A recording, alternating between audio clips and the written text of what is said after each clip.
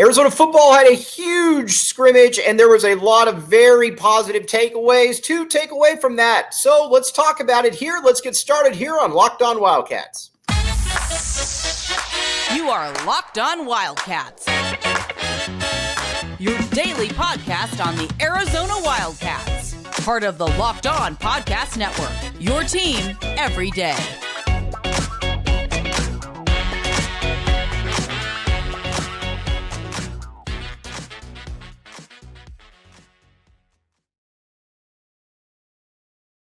Thanks for keeping it Locked On Wildcats and making this your first listen of the day. I am your host, Mike Luke. All right. Also, this show brought to you by LinkedIn, by the way. All right. We have got a lot to get to this show. First and foremost, though, we are going to talk, obviously, about Arizona football and the scrimmage that we just watched on Saturday. All right. Now, unless you've been living under a rock, you know that Jedd Fisch inherited a very bad situation at the U of A. And when I say a bad situation, I mean a very bad situation. You're looking at a 12-game losing streak, which went to 20, and there just was not a lot of positive vibes around the program at all. Now, hold on just a second. I got something on my screen. Okay, but things have definitely turned around a little bit right here. And the first thing that I think we need to talk about is this team is significantly better than it was last year at this time, and light years better than the first year. And it just goes pretty much, and I was sitting there talking with Lamont Lovett about this, it pretty much just goes across the board. There isn't, one position where you're like, all right, well, that's a lot better, but this one stinks. No. This is across the board impressive stuff right here. And so let's talk about it.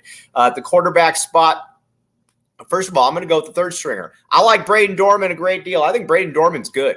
I think Braden Dorman is going to be a good quarterback at the U of A. It's going to take him some time, and he's obviously going to have some competition there. But Dorman is a heck of a nice third-string option right there. Then you've also got Noah Fafita, who I believe will be a multi-year starter at the U of A. Now, Noah had a couple bad throws. Those were very evident. But by and large, he's been very good for Arizona. And if Jayden de Laura were to go down, I don't think that anybody would have any qualms whatsoever with with Noah Fafita coming into the game. Noah Fafita has just, like I said, he's just really shown a lot of ability right there, and it's been quite impressive to watch. Then Jayden de Laura. Got to talk about Jayden de Laura right here. JDL, as we are so calling him here, he looked good. Now, it's his second year in the system, so he should look significantly better than he's looked, and that is definitely the case. He missed a couple throws deep, but his receivers they look like they're pretty much on the same page with him. And like I said, it's been pretty impressive to watch what they've been able to do, mainly because it's not. This is a fairly complex offense, and he's done a really good job. Jayden de Laura, I think you got to feel really comfortable about going into this year as the starter and one of the 5 best quarterbacks in the conference. Then the wide receiving core is no joke. Now, I think there was a lot of people that wondered what exactly would happen with, now that Dorian Singer's gone. Well, I don't worry about it because Montana Lamonius Craig, great name, by the way, but he's a monster. I mean, you look at him physically, he looks like Terrell Owens. That is how good, that is how big he looks right there. And it's quite impressive what he has been able to do right there. From catching the ball in traffic to making plays after the catch, he's just kind of done everything out there. And like I said, it's been a really fun thing to watch him. He is I think a lot of people wondered, with Kevin Green, You already got Kevin Green. What are you really doing right here? Do you want to really bring in another wide receiver? Yeah, you can't have too many wide receivers, especially one that looks like Montana Lamonius Craig. It wouldn't surprise me at all if he caught for 700-800 yards this year, 6 or 7 touchdowns. He's a monster. Then you got Jacob Cowing as well. Jacob Cowing, another huge target, right? Or not a huge target, actually a diminutive target, but also very, very good though. Led the nation in yards after catch last year. He's a small dude. He's about 5'8", 5'9" max, but he plays really, really big. And not only does he play big, he's just got kind of that next level feel to him that, some of the big time players that you just kind of have or you don't have. And he definitely has that feel to him right there. He's going to be an all conference player. He's a monster. T-Mac, obviously, he'll be in the NFL in 2 years. He looks physically much different than he looked this past year. And not only did he has he looked physically much different, he looks pretty much like he looks like an NFL wide receiver. And Tyler Owens has obviously done a great job, the strength and conditioning coach, of putting all these guys in the right position to be able to succeed. And you're looking at 3 players right there that all have, I think, legitimate NFL aspirations. And it'd be kind of a surprise, honestly, if at least 2 of those guys weren't in the NFL. Then I was very happy to see Kean Burnett get a lot of run. We like Kean Burnett a lot on this show. Ex-4-star tight end from USC, or committed to USC. His father, Chester, obviously was a U of A great here. Played in the NFL for a couple years. But Kean is a massive target. Kean is the most physically gifted tight end on the roster. He's bulked up a great deal. And I think you're going to see a lot of 2 tight end sets with Kean Burnett and with Tanner McLaughlin. Both those players have immense talent right there. And I think they're both NFL type guys, which is wild to say because Arizona obviously hasn't had many NFL guys the last few years, but the tight end position is in very good hands right there. And when I say very good hands, I mean very good hands. Now, let's talk a little bit then about the running back position, another position that is in very good hands. Stop me if you've heard this before. Between Michael Wiley, Jonah Coleman, DJ Williams, these dudes are all beasts. I mean, these are all 3 guys that if you give them 10, 15, 20 carries, they're probably going to give you 100 yards. Now, again, it's probably going to be switched. It's probably going to be rotated, which I'm totally fine with because all of these players need to have a little bit of a – all these players, I think, need to have a little bit of a little change of pace. But all 3 of them are really, really good. Then we saw our guy, Rayshon Speedy Luke. Now, Speedy can't fumble. That's the one thing. Like Jedd Fisch says, you don't secure the ball, you're not going to play. And that's the way that most good coaches think about it. And I think Speedy Luke will probably take that one to heart right there. Not only will he take it to heart, I imagine that he will definitely – I don't think you're going to see him fumble much. But, again, he's different. When he's got the ball in the open field and he's got that – and he sees that end line, he's hitting that one right there. Again, a very, very impressive dude. And it's not something that we should be at all surprised about. Now, real quick, let's talk about LinkedIn before we get to the offensive line. Show brought to you by LinkedIn. LinkedIn.com/LockedOnCollege. Now, I know somebody that's gotten a job through LinkedIn. You know somebody that's gotten a job through LinkedIn. We all know somebody that's gotten a job through LinkedIn. And why do we all know somebody that did that? It's because it works. LinkedIn works. And again, that is the aspect that I think everybody wants to know about right here is, what can LinkedIn do for me? It can find you a job or it can find you an employee. That's why everybody's using it. Everybody has a LinkedIn. Again, check it out, linkedin.com/LockedOnCollege. You will thank me later. All right, we're going to take a quick little break. We're going to come back, talk the offensive line, then move over to the defense. Thanks for keeping it locked on Wildcats and making this your first listen of the day. Now, we just talked about the defense, or we just talked about the offensive line. All the skill position players. Now it's time to talk about the offensive line right here. All right. So, you You got two surefire NFL players on this offensive line. Again, something I'm not really breaking any news on. Jonas Savaiinaea will 100% be a first-round pick, barring injury. And Jordan Morgan has a real chance, if he can return to form, of being a first-round pick. He already looked really good last year. You just need to see him be able to build on that and show everybody that he's healthy. But so far, so good. The rehab, he's looked very strong. He's looked very good. He's looked quick out there. Everything that you wanted to see from Jordan Morgan, he has been able to show so far. So both those guys at the two tackle positions are absolute studs. Then you look on the interior line, Wendell Moe. I don't know if there's been an offensive lineman that is more indicative of Tyler Owens' impact than Wendell Moe.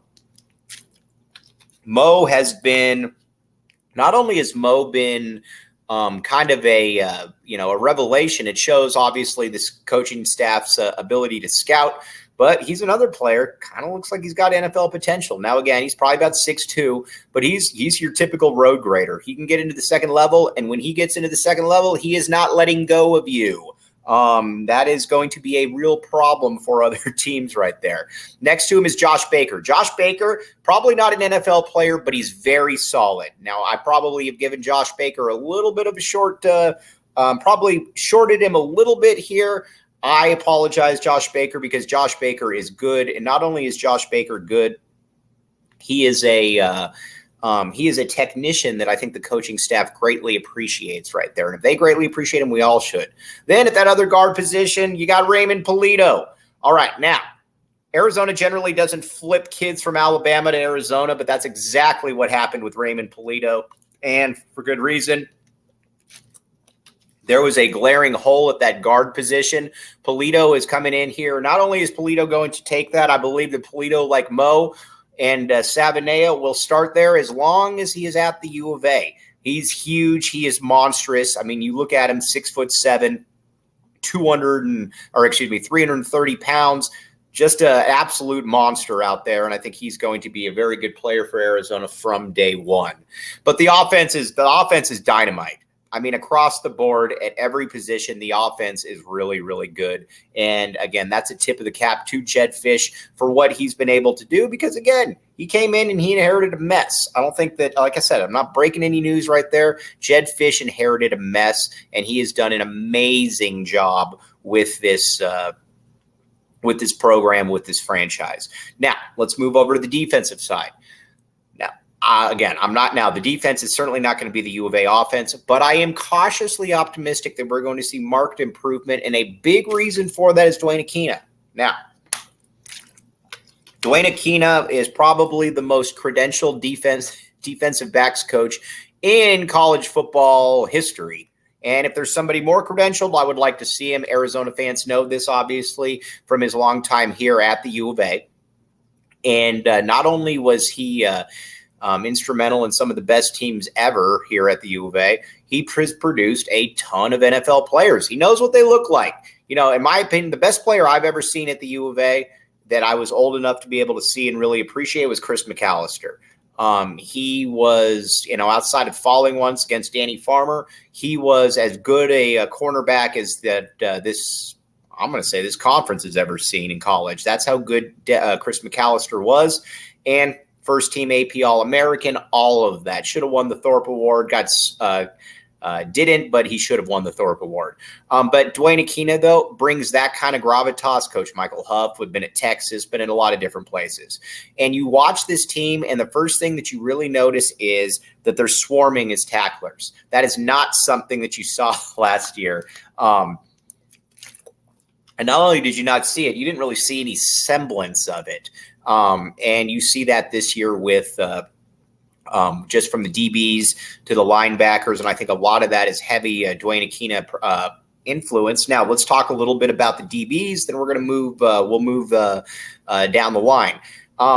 Genesis Smith is going to be a special player at safety. I'm not breaking any news there. It just is a matter of when he hits the field, because when he hits the field, I don't think he's going to come off. He's a big dude. He hits hard, and football looks like it just kind of comes naturally to him. Next to him, you got Isaiah Taylor. I believe those are the two best safeties on the roster. Kind of a ball hawk, Jason Taylor's kid. Another very good scouting by the U of A scouting department right there with Isaiah Taylor. But again, he's been very impressive throughout. His freshman year, he got that game-winning interception against ASU, and I think he and Genesis Smith are going to be your two best safeties.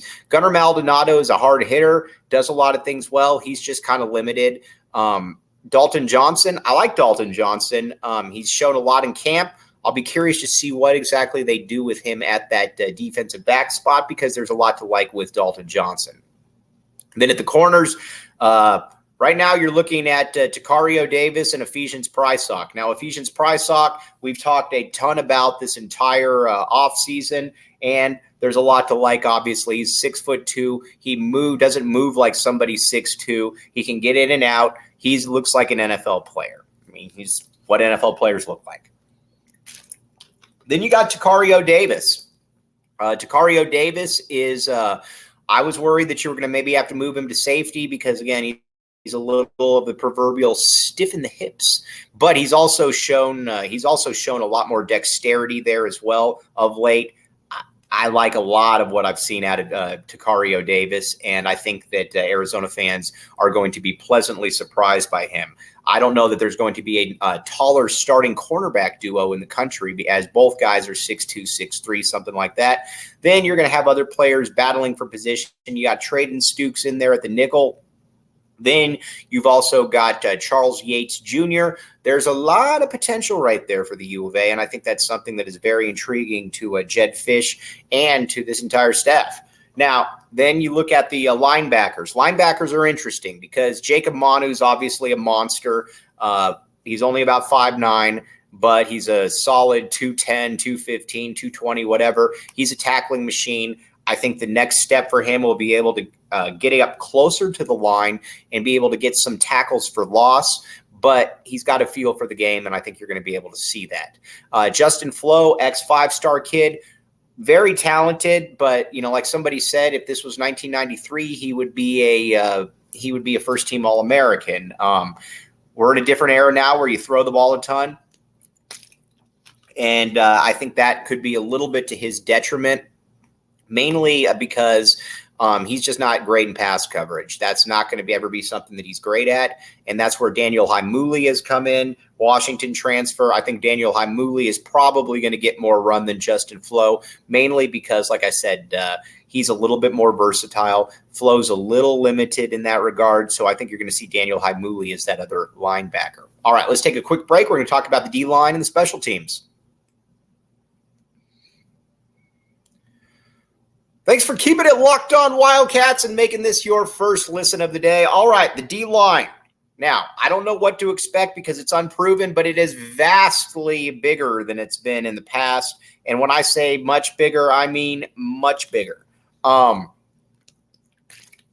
First thing you got is Taylor Upshaw. He's going to be, I think everybody's hoping that he can be kind of the Hunter Echols last year where he's your best pass rusher. I don't think anybody's expecting him to get 15 sacks, but if you can get 6 or 7, that helps out a ton right there. And then along the interior D-line, you got a lot of options. You got Tai Uiagalelei. I believe Tyler Manoa is going to start. I would be shocked if Manoa didn't start. And then at that other DN position, that's going to be an open competition right now. Deuce Davis has been banged up. Haven't heard a ton from him. I think everybody was hoping he'd be able to take that step. So far, that's kind of been an MIA. You haven't really seen Sterling Lane a ton. But there's a lot of options, though, at least at the D tackle position. And I think this defense, a lot of is going to be predicated on guys taking up tackles or defensive tackles taking up space. And if they can take up space, I think that makes things a lot easier for everybody. But that's kind of where it is right there. Then you got guys like Big Bill Norton, all 6'4", 360 pounds of him. But again, it's a much I don't know how dynamic it's going to be, but it is a much bigger defensive line now. Again, Tia Savea is another one in there. You got some ex-4-star players in there.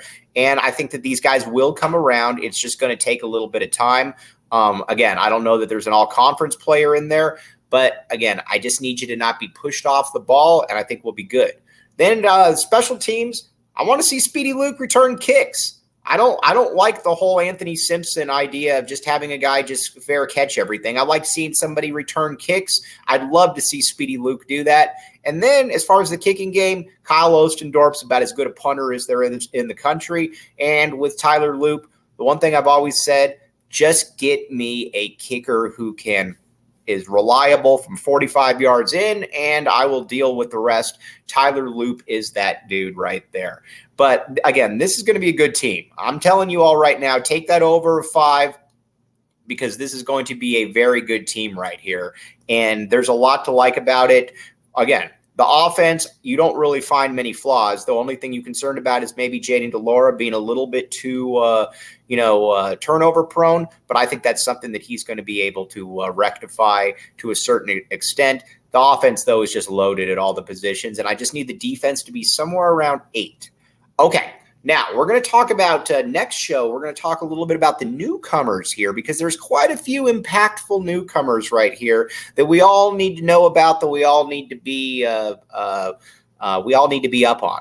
But as always, appreciate you all making Locked On Wildcats your first listen of the day. Football is right around the corner. We're going to be talking a little bit of Arizona basketball as well coming up here in the next couple of days because they are on a trip to Israel. But as always, thanks for making Locked On Wildcats your first listen of the day.